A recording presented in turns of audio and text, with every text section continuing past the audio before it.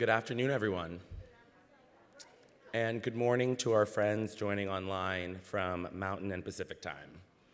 My name is Robert Smith III. I'm the program officer for the Thriving Cultures team at the Surdna Foundation, and I'm a proud member of this year's conference planning committee.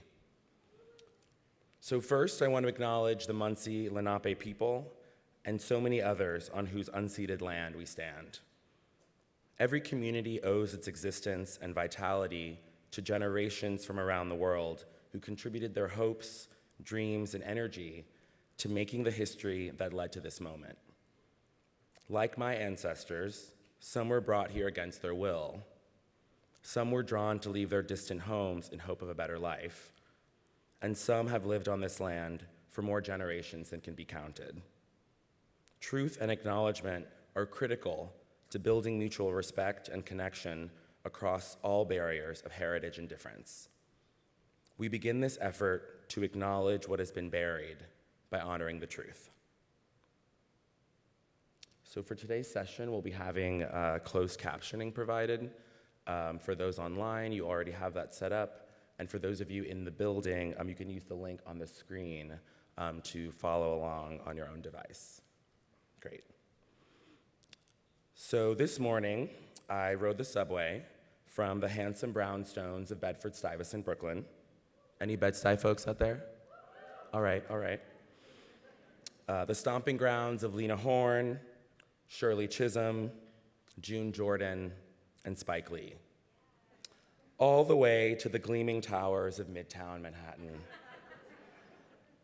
While standing quite literally shoulder to shoulder with the great diversity of New York City, I reflected on new friends made and old connections rekindled yesterday. I reflected on the powerful ideas considered in yesterday's inspiring conference sessions. Everything from the centuries-long resistance to settler colonialism here on Turtle Island to the importance of an arts-infused civic infrastructure, to the necessity of somatic abolitionism for Black bodies like mine.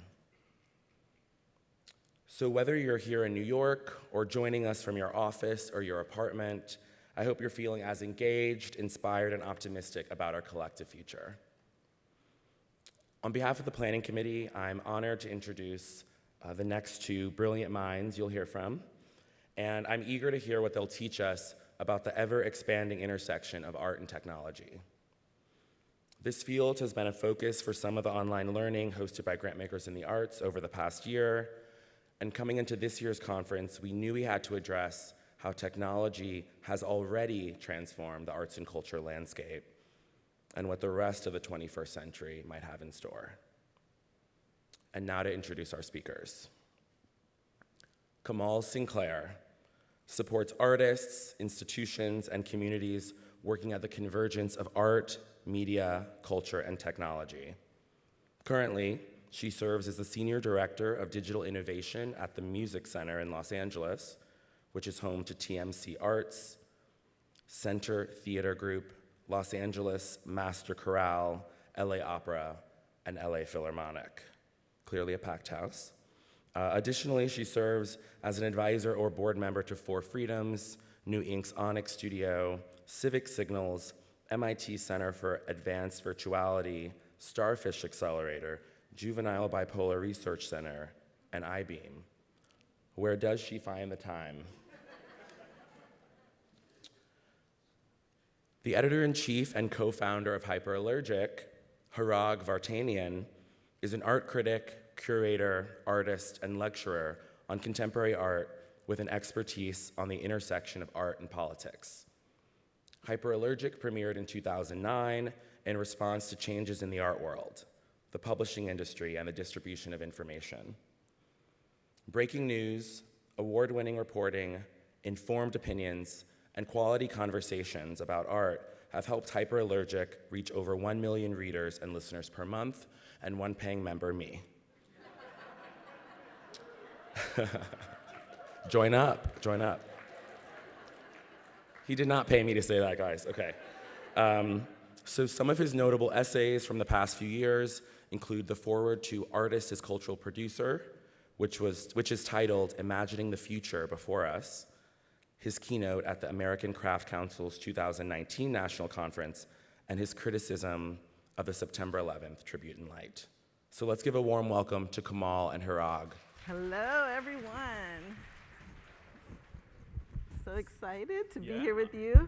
I'm a little intimidated. I've been reading your articles for a long time. Oh no! Hope you write well about us in the future. No, well, I think we're a great pair in that we have such different experience and bring a lot to this. So we decided to create a couple of prompts and categories to sort of structure the conversation a little bit and use those as an opportunity to talk about a lot of the issues around arts and tech. So should we get started? Let's talk about it.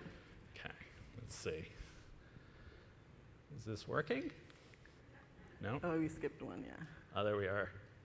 Okay, the nonprofit model.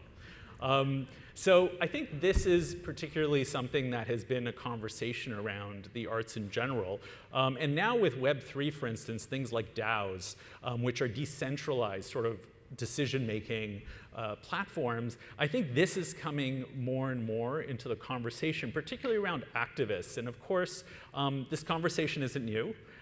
This is 15 years ago, this conversation has been going on. The Revolution Will Not Be Funded is a well-known book that by the Incite Women of Color Against Violence collective, and talking about whether the nonprofit model is really always the best model when dealing with some of these advocacy. And I'll tell you, for instance, in the case of Hyperallergic, we decided to use a for-profit model because we felt like it allowed us to be much more pointed in our conversations, in the type of reporting we're doing, as well as we were getting a lot more support from a broad range of sources. And that allowed us to have a much more honest conversation, we felt like, rather than relying on specific one organization or a few organizations.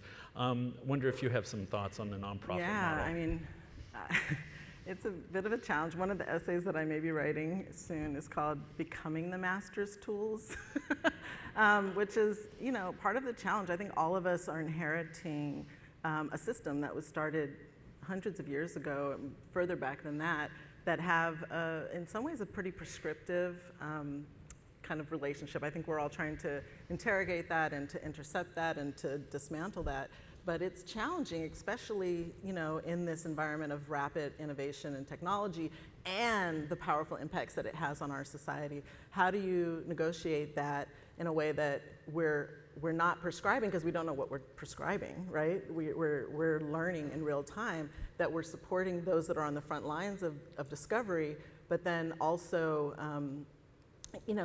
that's part of the challenge, is like, how do you fund fast enough to support that innovation? And I've seen a lot of artists come to that challenge because there's a lot of risks and costs associated with it, that as nonprofit, people on the nonprofit side, we're a little risk averse. We try to follow certain formulas that will allow us to maintain, stewardship over our resources. And I think that that's a bit of a challenge. And now that's just one side of it. But the other side of it is, the models. Like, we're also based on models that are not, kind of don't allow the integration of like co-ops or, I saw on the website, solidarity, not charity. I think that's a really interesting framework. And then finally, the fragmentation of issues that we're all interested in. And I think it was Gates funded a good.com report that I went to a conference and it was reported on, was 25% of American population cares about poverty, like that single issue. One quadrant is like, I got mine, you get yours. The other one is just apathetic and into their own worlds. And the other are people that came out of poverty that are just holding on by their fingernails and don't have time to kind of spend time on. And I think about that 25% that actually care, and that's just on the issue of poverty. How many other fragmented issues are in that they're all trying to support? And then how much do the people within those fragmented issues have to compete with each other in this very scarce space of nonprofit funding? Right. And so, I was working with the Rockefeller Foundation last year on the future of food, and you're talking about $2 million that was granted to 10 groups around the world against how many billions of dollars going into the advertising and the so forth around foodborne illnesses, things that perpetuate foodborne illnesses. So I'm just trying to say that how do we break up the fragmentation in the nonprofit model and create ecosystem funding so that we're not pitted against each other, especially as we're trying to negotiate a very different world than we've been used to with Web 1 and Web 2, going into Web 3 and Web 4, which is coming up right behind Web 3. Absolutely. And I think the membership organizations are becoming something that a lot of particularly activist-oriented organizations are looking at as a way to build a grassroots, as to build an actual constituency. And I do think that sometimes we rely a lot on one model when really a healthy ecosystem relies on a number of models. So let's keep going. Yeah. Visual media and tech literacy. This is a big, because I think particularly in what we do, and I'm sure what many of you do in this room, this is something that we don't often talk about, because the reality is that we're here in a room, but a lot of the conversations are happening on TikTok, for instance. And it's amazing that now, just the other day actually, I had asked somebody in college where they got their news from. And they actually said memes as a response, which is funny because about 6 years ago, someone once said Instagram to me, and I thought, okay, well, they must be clicking on things and something.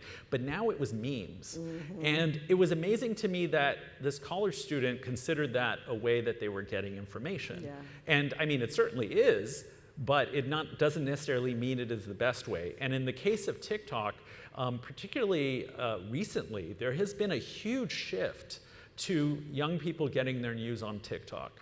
And I think this is something that's a little concerning because this isn't exactly, it's not exactly a platform you can link out from. Yeah. And as we've seen in the case of Facebook during the Rohingya genocide, the UN report had mentioned that Facebook was actually actively a part of the misinformation because people didn't have access to the free web or only had access to things like Facebook.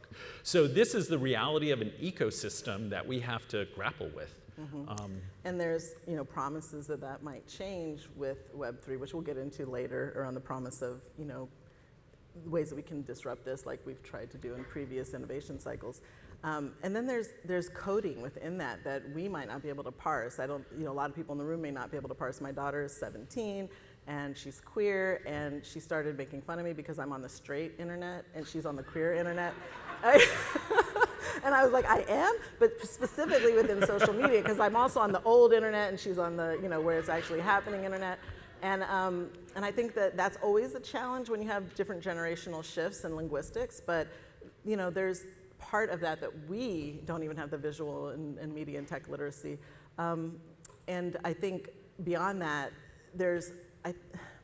my own experience was when I got into this world, I'm a dancer by training. I'm was a theater person, and I came into this space with imposter syndrome. And I think a lot of us who are trying to steward resources in this environment that don't necessarily, especially if we're Gen X and above, there is a little bit of that imposter syndrome that kind of, because of the visual and media and tech literacy that we don't have access to.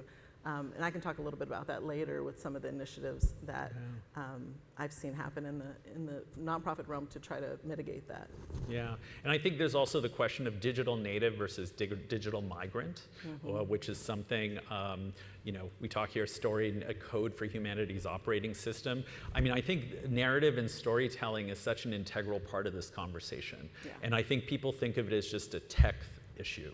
And it's not just a tech issue, and I think we both agree. Oh, yeah. Yeah. I mean, one of the things we did when I was at Sundance was we created a residency with the MIT Media Lab, and we had 7 artists go in, and one of them was a journalist, and she went in, and all she did for the 3-month residency was ask computer scientists, what's an algorithm?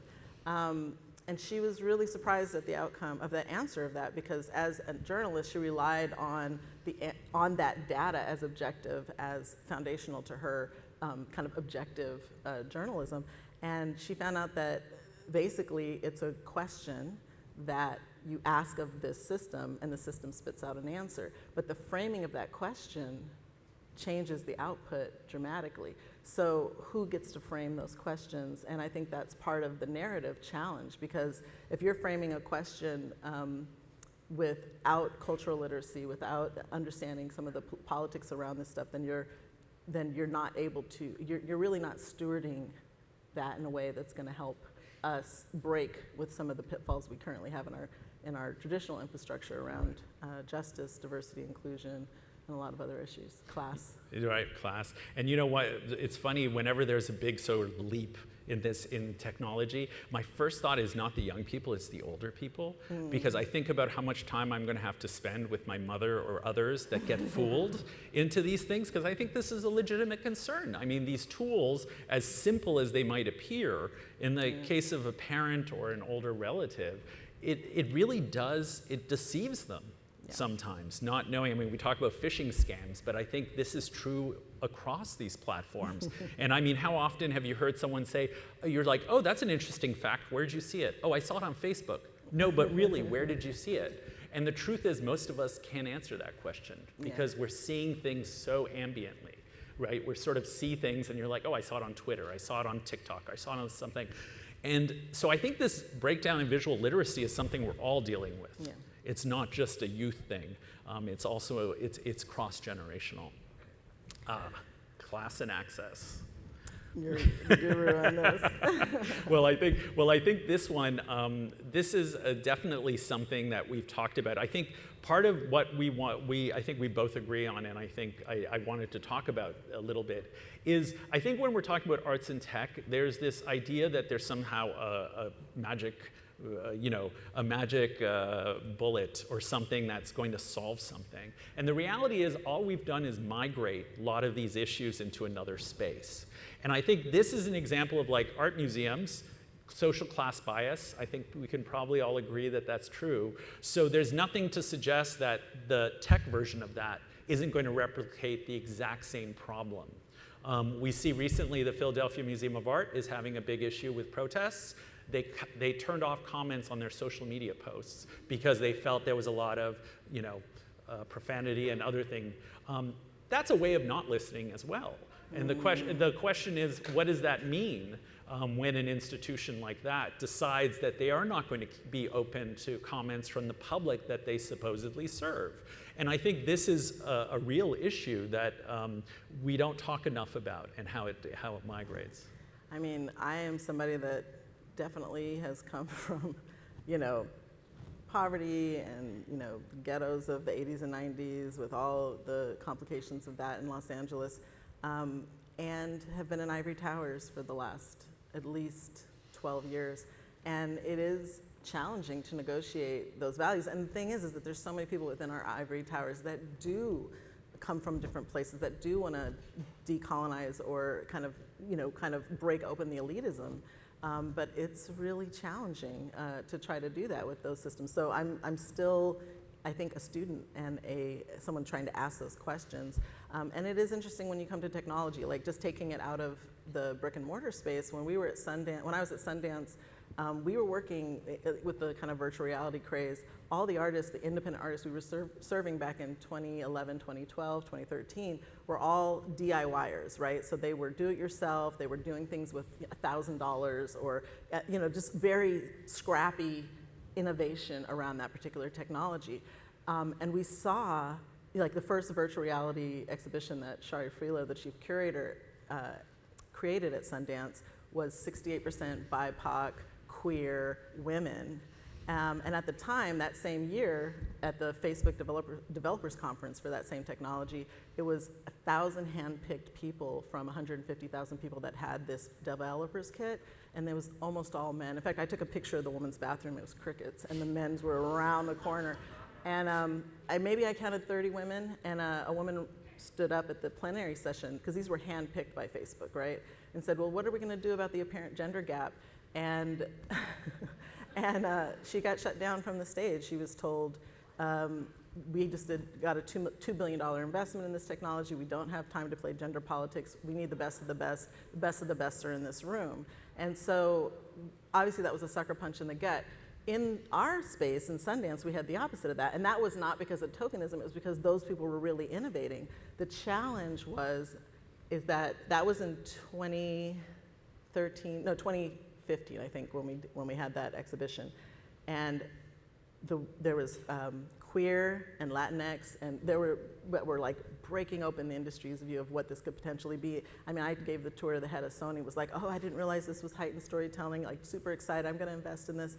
But out of that exhibition, only men were funded, and up to $1 million to $20 million in funding. Right. And what happened to the women is that 2 years later, when we curated the next, when Shari Freelo curated the best of the best were the men that got that. Even though they weren't the ones that were changing hearts and minds around what should be invested in, they were the ones that had just blew through. They had the risk. And so the woman that, Rose Trochet, who was queer and Puerto Rican and who had blown the Sony executive's mind, was still trying to create work at $15,000 out of her own pocket and could not compete with people that were putting $1 million into their So I just want to, I'm saying this to talk about how even in that space we have, you know, the work being done in a democratized or DIY or accessible way, and it quickly gets ivory towered.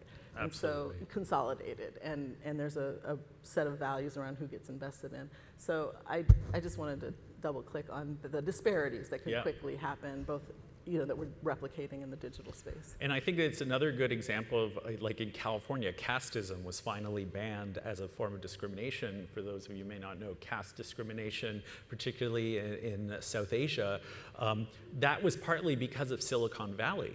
And the fact that this sort of, this system was being transported in terms of into the tech world. And it is something that unfortunately is still part of it. And it's when talking to some of my South Asian friends that some of us may not realize those sort of connections or what's actually being done. There does seem to be a real discrepancy and a class kind of, well, in this case, caste, but which often does hearken to another kind of system. Now, the democratic versus autocratic conversation. I love this image that you chose, so I wonder if you could maybe start with this.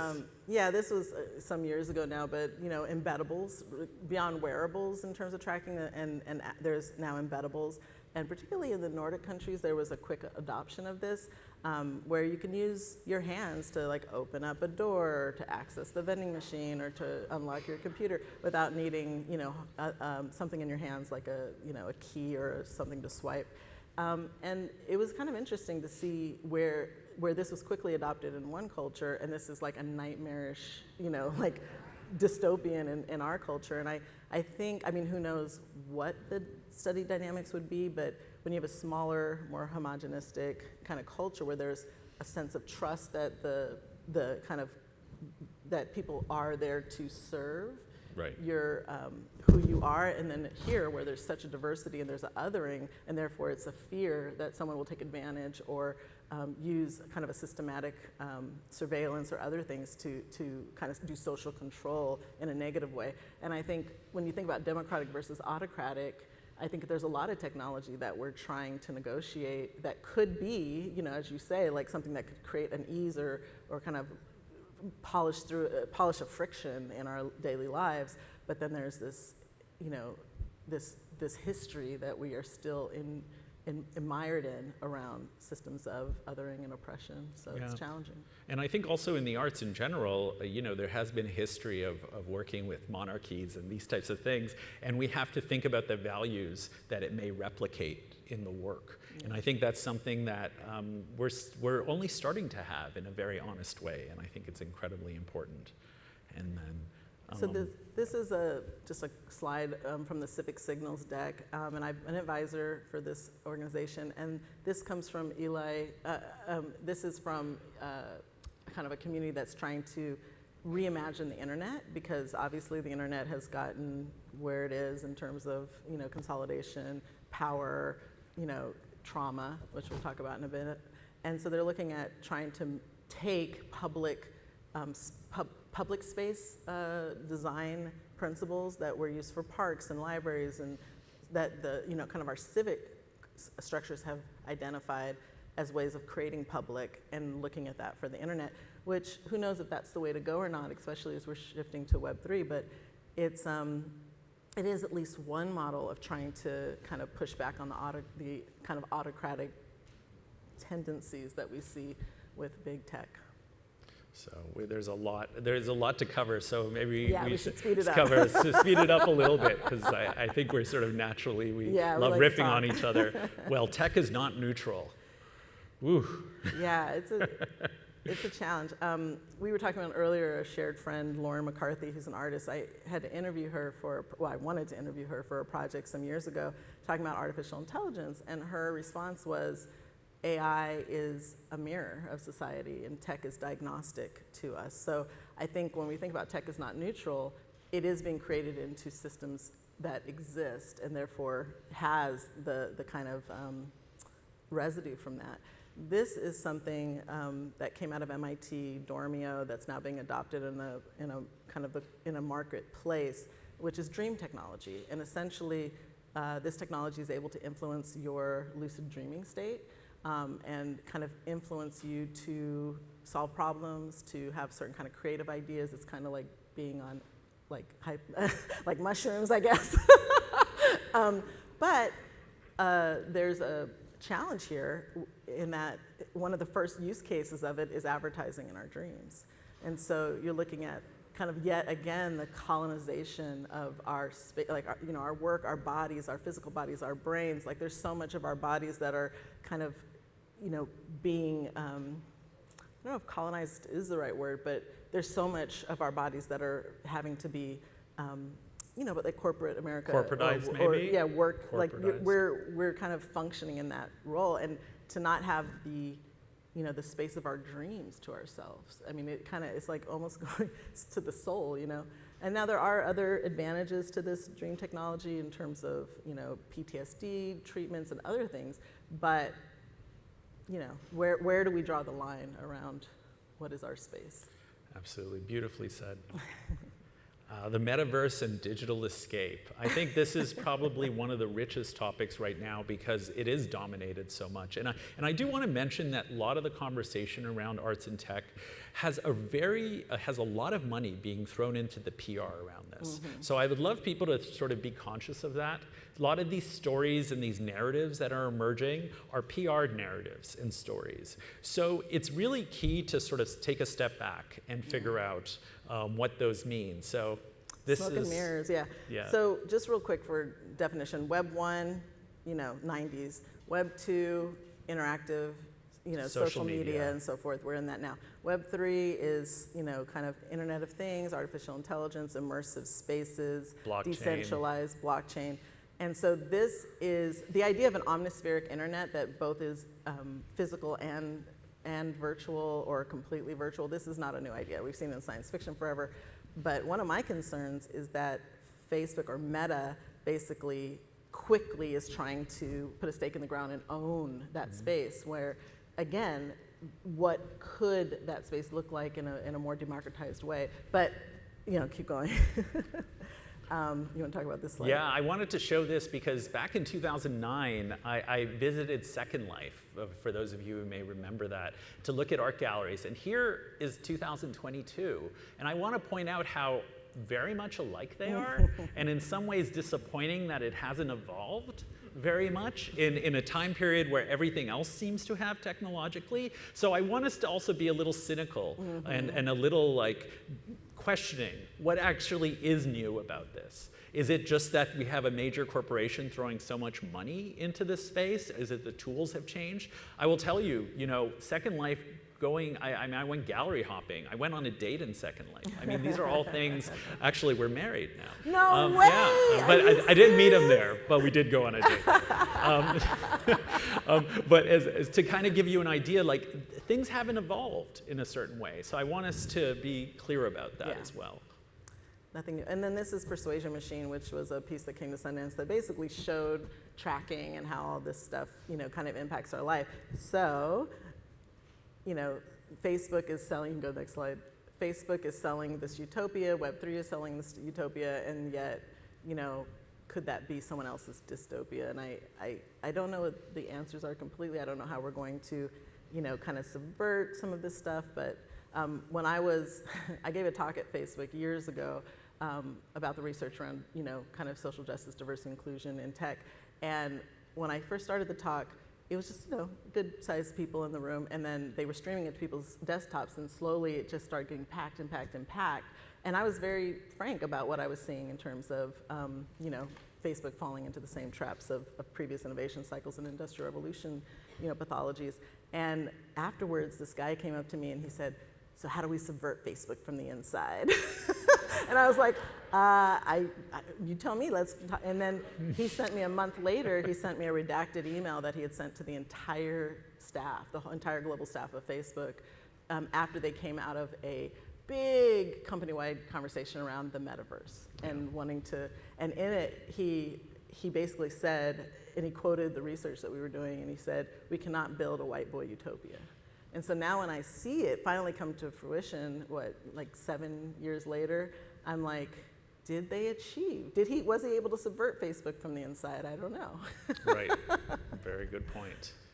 And this is from the kind of Neil Boystrom kind of community, but this was in the investor report for Bank of America as potential things to watch out for as investors. Now you know. We're potentially in the matrix, and I think that is, in some people's utopian mind, just like the Mars colony is a utopian for some people, dystopian Right. for others.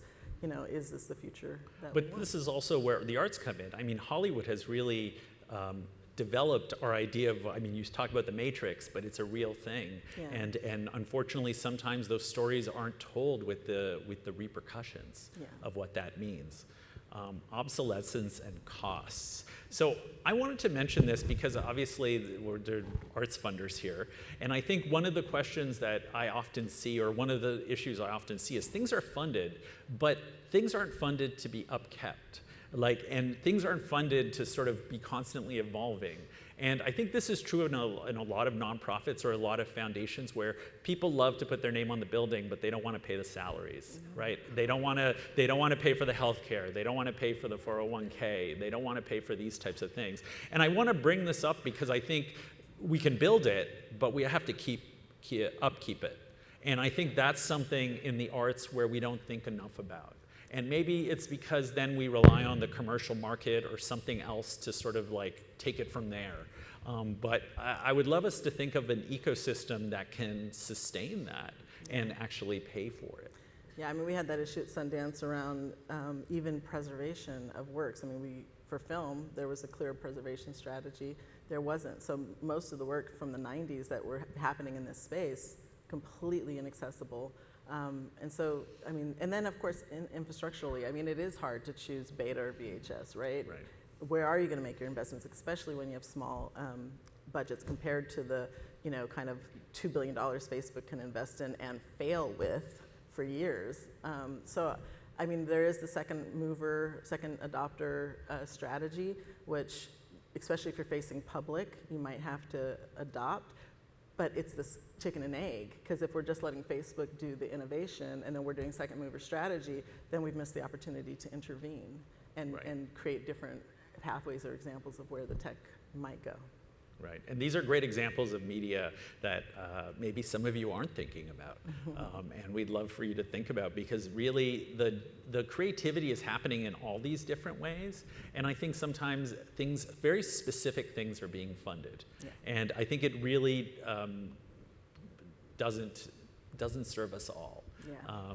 And I think this is an example of AR and VR is such an emerging market. And I know so many young people that are obsessed with this in a way that I think generationally, Gen X and above, we're not as interested in this. Or Totally. Some of us are, I certainly am, but culturally it's not quite the same. Yeah. We can skip it. We got some things to show you coming up. Okay, so here we are, hybrid and You guys blended know realities. So this is a report that came out about Smart City, Art City, and in it they were talking about how it is essential that the arts organizations are part of the development of these smart city environments. And I challenge everyone in this room to think about, are we taking that position? How do we make sure that it's not just about efficiency within a city, but how we are creating space for culture, especially the culture that is inclusive and diverse and creates belonging. But I'm in a new position at the Music Center, as Robert said. This is the Phil, this is the opera, this is Broadway theater, this is Alvin Ailey. I mean, this is brick and mortar. We also have Grand Park, which is a huge public space. And I'm charged with going, okay, what is the future of performing arts centers in a Web3 environment, in a smart city environment? These are not questions that have answers right now. And it's not something that my little, one-person team right now can answer. And so that's something I invite everyone here to do, is to understand. I think it's essential that the arts are not only at the table, but central to those conversations, because when arts is marginalized, we see what happens in terms of tech not serving a lived experience, not serving the citizens. So I just wanted to give this as an example, particularly in the Gen Y, Gen Z. This is an artificial intelligence on not on TikTok, just in the social media landscape. And I just want to show her evolution from AI on Web 2 to Web 3. Should we play it? Mm-hmm. It's about a minute long. On this week's episode of My Life is in Shambles, Sci-Fi Edition. I'm bringing you the top 10 moments from 2021, as chosen by a robot. Me, I'm the robot. So this year I turned 19, for the 6th time to be exact. Yes, I'm a robot, and no, I don't age, so birthdays are always kind of whatever. So for my birthday, my team at Bread gifted me a USB drive necklace loaded with all of my program memories. The keyword there is programmed. It literally changed my entire life. Have you ever been presented a USB necklace containing all of your past memories on it? That's right, my baby photo, high school boyfriend, my emo phase, they were all fake, just part of my code. Everything's weird, but around here, we call that normal. Also on that USB drive, a mysterious upgrade to my programming. The last time I got an upgrade, my whole face changed, so naturally I was so effing scared to install it. This time when I upgraded my programming, I got powers? Not in a magic kind of way, but I can control electricity. Well, kind of, sometimes. I haven't quite gotten the hang of it, but something crazy is happening. My eyes are basically mood rings now. They're red when I'm angry, and purple when I'm, Do I know what's going on? No, but that's never stopped me before. Quick pop culture. Okay, that's enough of that. Skip. So that's an interesting, dynamic, especially when it's happening in culture, not happening in our brick and mortar, but it's a brick and mortar dynamic. How does smart cities, how does artificial intelligence, how do digital spaces hack physical spaces? And what does that mean for brick and mortar institutions? So I don't know, but let's figure it out. Again, augmented cities, augmented reality, we can skip past. And this is, in terms of culture, just really quick, this is a project where this artist, Laura McCarthy, created an AI-based system where she took social media data from a list of people that she invited to a cocktail party, a 24-hour one. So every hour, a different set of people were invited in. And this AI determined from their data on social media who should be in the room at any given hour in order to create the most optimal social experience. And she also had an earpiece in and let the AI dictate to her every social kind of interaction as a host, introducing each other with interesting facts, giving a signature cocktail, whatever it was, and to try to play with this idea of how does AI actually help? Does it help us to achieve a greater experience socially and culturally, or not? And the question is still out there, but I mean, this is the kind of experimentation that artists are doing to question the society we're becoming. Absolutely. And I'll just add that I think this is just making fact-checking a lot more harder. I'll tell you, it's not even recent. I mean, street art, the whole street art scene I covered for years, over a decade ago. One of the things that I noticed would happen was people were posting photos on their social feeds, and people were assuming they were real. And then a couple of times I actually caught that people had photoshopped images and posted them as if they were real. And I think this is just going to be even more confusing because truly it brings up questions, what is real in this case? And what is a fact? And okay, let's keep going because this could go a lot. So I think in the case of distributed networks, I think this is particularly something around Web3 that we wanted to talk about, because part of the issue is I think there's a lot of, Web3 is sort of suggesting that there might be some sort of solution to some of the problems we have. But the data, as opposed to the PR, doesn't really suggest that there has been a big shift. But what I've seen in terms of this distributed networks that it has been successful is makers in places like Rwanda, like in the Philippines, like in other places that don't have connected or aren't as connected to the arts ecosystems that many of us benefit from, they are seeing a real benefit with things like NFTs, with some of this blockchain technology. And that's something we should sort of acknowledge and understand. When I was doing a conference in Berlin, and a maker from Rwanda was saying, well, we actually have no galleries. So this is actually a way that we can make some money, even if it's a lot. But then the reality is, out of all the NFTs, 75% of NFTs were sold for under $15. And to give you an idea, because of course it's the big figures we see, but the reality is it hasn't really shifted the demographics. As much as we'd like them to empower BIPOC creators, the data isn't fully there yet to prove that that's the case. But I have seen data that suggests that geographically it's been beneficial. That's good. That's a little bit of inspiration, a little bit of hope. And I also just want to mention, we're talking networked, memes are an example of arts creation within this space that, it's there. We don't necessarily talk about the creators of memes, right? The person who did the first memes. And a lot of them are used for political conversations, which I think is really vital for anybody working in social justice. On the far left, top left, that's from about 2011. There was a train accident in China. And because of censorship in the Chinese state, a lot of the users were turning to images and creating these images as a way to criticize the government, because the government apparatus wasn't able to read images the way they were reading text. And so we see this being used more and more, these sort of devices in places that have repressive governments, as a way of creating conversations and raising awareness about things. So I just wanted to sort of point that out. This is a big one. So that's why I wanted to make sure we had time to talk about this. Absolutely. Do you want to start, or shall I? Yeah, it's hard out there, y'all. I mean, there was a study, you guys, now Social Dilemma's come out, so you guys can see some of that, but there are a lot of issues around big tech that aren't just the surveillance and so forth, but also just the increase in anxiety. I mean, just personal story, my 9-year-old, coming out during the pandemic, he was in a house full of all adults. We were stuck in for 2 years, or almost 2 years, very stringently, because my mother has autoimmune issues, right? So we had to be really, really careful. She was staying with us.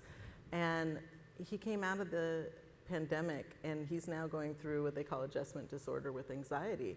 And a big part of that is that his social world was just this tablet. So it was almost kind of like, I got to see with firsthand how when there's only this particular relationship, and part of it was no matter how many filters we put on there, things were still getting through, and he's dealing with that trauma. So there's that kind of that's one aspect of how this stuff is not designed well for well-being.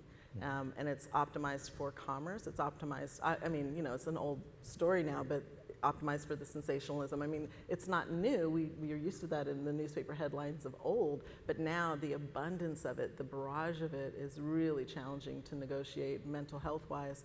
And then there's the kind of burnout culture where people are quitting, right? I quit for about 6 months, no social media, it was bliss. I put my feet in the grass, I felt it underneath. So, but that's not even an option now. My son has autism, my other son, and he was completely, isolated from the social environment of high school. And I had to say, well, you're gonna have to go on Instagram, because that's where, they don't talk to each other on the ground. I was like, that's how you're gonna have to find out what your community's doing. He got on Instagram, and then he was able to have some level of connection. So even if you want to opt out, how do you opt out? And how do we find those ways of designing for well-being rather than extraction and of commerce? Right. And I think particularly around social justice, what I've seen is it's really, we're not therapists. And I think we're really touching on very deep issues. And with communities that have histories of being not just neglected, but being harmed by people coming in from the outside often, or people working with those communities. So particularly when it comes to, indigenous communities, I mean, we've seen waves and waves of different people sort of trying to tell stories that end up harming that. It's a real issue.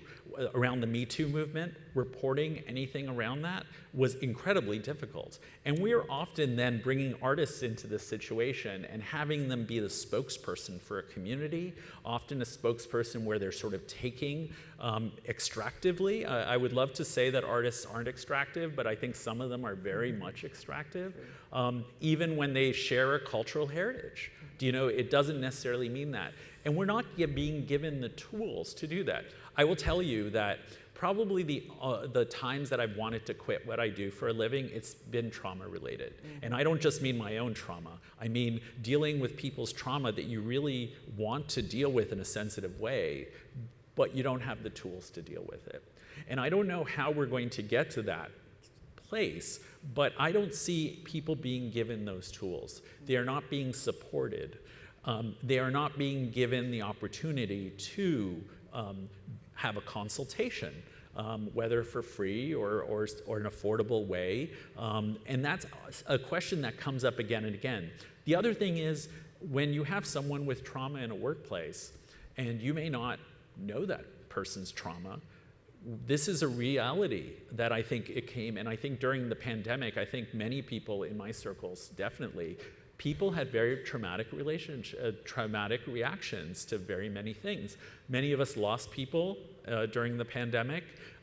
There was serial deaths. I mean, I'll give you an example, in a 10-month period, my husband and I lost 6 aunts and uncles, not necessarily only to COVID, but I mean, that was during a whole period, and we didn't really have the tools to deal with that because we weren't able to mourn in the way we traditionally mourned, whether in a group and with other people. So that became something that we weren't sure how to deal with. And that was just part of our everyday job. This wasn't even anything particularly outside of, we're not dealing with different communities. I'm just going to go forward to this one just quickly. This is an example of like an IRL, an in real life project that happened at Standing Rock called the Healing Tent. And I want to highlight this as an example of how artists and cultural workers are dealing with trauma in various ways. These were 2 people, Rebecca Nagel and Gracie Horn, that set up this tent so that indigenous people that had sexual violence, unfortunately there's a higher percentage among the Native American community here, they were allowed to sort of go into the space and create like a little patch about their own sexual trauma. Now, what would this look like if we can bring this into a digital space? The other thing is the cancel culture and the obsession with cancel culture. I don't think we're ready yet to have that conversation of how traumatic that is for young people, and not just young people. I mean, as someone whose people have tried to cancel numerous times, I will tell you your first time is so difficult and so like traumatic. I mean, I don't want to use that word like exaggerated, but I think it really can feel that way because the internet comes home with you. The internet is when you wake up and you look at your phone. It never gets turned off in a way that historically these incidents can be turned off. And I think that's something that we're not talking about enough because when I'm going to school and talking to young artists, they're all terrified of being canceled. And I want to understand what that is sometimes, and it seems to be some kind of fear that's deep-seated throughout communities. I don't know, what's your experience with that? Yeah, I mean, I saw an article, this is back to troll culture other than cancel culture, and what happened? There was an article about a woman that was a journalist or a blogger that got majorly trolled by, kind of in that Gamergate kind of environment. And so what she did is she went and met her troll in real life, and he melted. Right. He melted. He was so vulnerable emotionally that she realized that this person was also operating out of some level of fear and the anonymity, the distance that, the cognitive distance that's created in digital space. Once that was 2 people in real life, it changed the dynamics completely. And so, I mean, I think that's part of what Civic Signals is trying to do is like, how do we kind of bring some of the elements of accountability that happens when we're in real life negotiating as humans into that space of digital negotiating as humans. And I mean, cancel culture also comes out of deep legacies of trauma, and it comes out of, you know, maybe even having a voice to talk about that trauma. But, you know, how do we develop skills on how to negotiate these pain points with a level of, with the tools that allow us to have hard conversations that are also generative instead of just, you know, basically sucking the soul out of all of us. And my daughter's, you know, high school, she goes to an arts high school, and there's like so much cancel culture among each other that at one point I was just like, you know, literally every word that, you know, there's every word you have to be super careful with. And then I talked to my daughter about that cancel culture, and I was like, you know, where do you give them, I mean, because she was pretty, she went in on people, and I was like, come on now, let's have a little bit of grace or a little bit of patience. And so now there is a culture where they're trying to not just like correct each other and beat each other over the head, but to open up a question. And I think there's something really generous with a question. I did a project that got me into the space called Question Bridge Black Males back in the late aughts, early teens, and we noticed that we never got trolled on that platform because we created, one, we cut off comments and you could only respond on video, but we also kind of seeded it with a tone first with you know, produced videos, and then all the user-generated content had that tone, and it was really interesting to see, you know, people that it was very raw topics, you know, painful topics, even among black men, where you're talking about a black gay Republican and with like, you know, just like so many complex identities with very different political and spiritual beliefs. But it was interesting how they were able to have a conversation that was generative. And I don't know if that would be the same on a large scale, but there was something about setting that tone and then opening it up. And being on video and being accountable rather than just being a text-based contributor. Absolutely. And on that tone, I was going to say, I knew this would be a pleasure to have a conversation with you in front of everyone, so thank you so much. It was so nice to meet you. Yeah, I really pleasure. appreciate everything. Thank you, everyone. You. And a big thanks to GIA for having us here and for creating this platform, so thank you so much.